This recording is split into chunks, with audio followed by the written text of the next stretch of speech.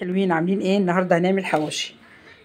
انا عامله ده كيلو لحمه مفرومه، وفي الكبه هنا كيلو بصل مقطعاه، دي البصله البيضه، وحط عليها حته ليا عشان اللحمه حمراء.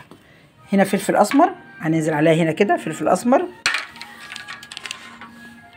هنا فلفل حامي على رومي. هنا بابريكا على ملح.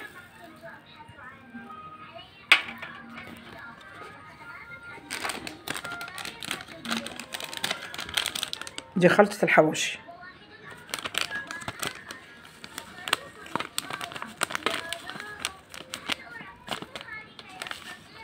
هنضربها بقى عشان ما ندوشكوش، ونرجع لكم تاني.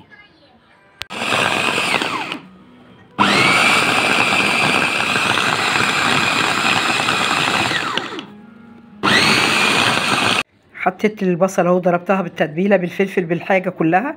عايزه اقول لكم ريحتها حلوه قوي قوي قوي.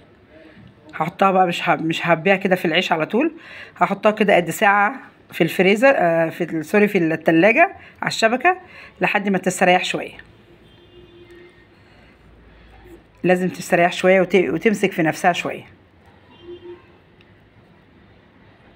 وانا حطيت لها حته السمنه.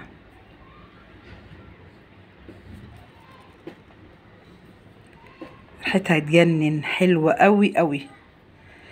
كل التوابل والبهارات بتاعت الحواوشي تحفه. تعالوا بقى بصوا، بعد ما سبتها تستريح شويه اللحمه الحواوشي، وادي الرغيف اهو.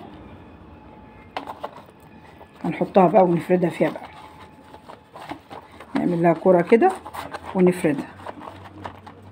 بصوا اهي لحمه اهي.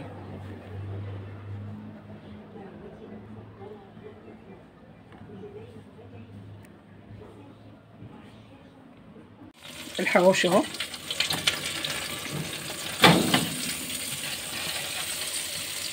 عايزه اقول لكم ريحته تجنن، حلوه قوي. اشهد ان لا اله الا الله واشهد ان محمد رسول الله. اللهم صل وسلم وبارك عليك يا سيدنا محمد.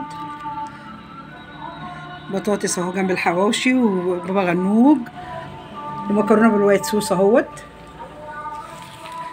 والحواوشي العسل اهو، شايفين بدخانه لسه اهو.